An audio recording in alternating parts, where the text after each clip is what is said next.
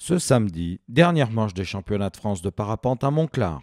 Les 120 meilleurs pilotes français et quelques pilotes étrangers de renom se sont affrontés durant 4 manches sur 400 km. Il aura fallu pas moins de 12 heures de vol pour départager les meilleurs pilotes. On espérait un haut alpin sur la plus haute marche du podium. À l'issue de la dernière manche, c'est Charles Cazot qui est couronné champion de France 2014. En revanche, chez les filles, pas de surprise. Seiko Fukuoka remporte son 3e titre national. C'est vrai que ce matin, j'avais 4-5 points de retard sur le premier. Derrière, ça poussait fort, les 5 qui étaient derrière moi. Et il fallait déjà arriver à rester avec eux. J'ai fait un peu des options solitaires, mais ça m'a permis quand même de raccrocher le groupe régulièrement. Puis sur la fin, j'ai un bon thermique dans une belle conflue. Ça me permet de prendre la dominance sur la fin de manche. Et puis j'en profite pour optimiser à fond et rentrer dans les premiers.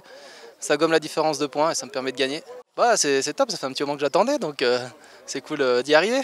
Digne, Gap, Grand Morgon, Saint-Vincent-les-Forts, 105 km pour la dernière manche de ce championnat qui a tenu toutes ses promesses. Un parcours intense où se mêlent stratégie et audace pour conduire nos pilotes ambitieux vers la ligne d'arrivée. Alors la manche était vraiment splendide, c'était une des plus grosses manches qu'on ait eu faites sur ce championnat de France. Et c'était vraiment fantastique. Alors par rapport aux Alpes du Nord, ici ce qu'on trouve vraiment beaucoup et de manière récurrente, ce sont les brises plus fortes. Donc on a de larges confluences qui nous permettent de monter. On a ça bien sûr dans les Alpes du Nord, mais de manière moins marquée qu'ici. Et de même, les thermiques sont plus larges et plus forts en règle générale, à cause du soleil et de l'enrochement. À l'unanimité, les compétences et le dévouement des acteurs locaux ont impressionné les pilotes. Avec une météo au rendez-vous et un site de vol du niveau technique des meilleurs, tous s'accordent à dire que ce championnat restera dans les mémoires. Sportivement, c'est un beau championnat parce que sur 6 manches prévues, on a pu en courir 4. Il y en a une 5e qui a été stoppée en cours à cause de l'orage. Globalement, ce n'est pas toujours qu'on a autant de chance et des conditions qui permettent de faire autant de kilomètres sur un championnat de France. Et globalement, ils ont aimé.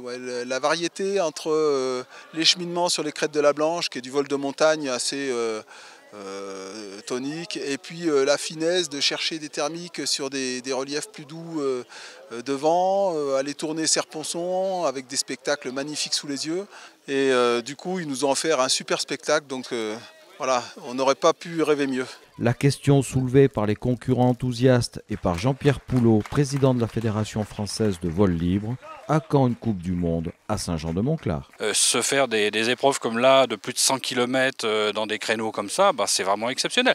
En plus, je pense que nous avons bénéficié cette semaine de la semaine exceptionnelle. C'était la semaine du trimestre qu'il ne fallait pas louper avec une météo particulièrement favorable, quoi. Tout le monde est content, il y a eu une super organisation et ça, il faut quand même le signaler parce que les gens ici se sont vraiment démenés pour faire quelque chose de clean.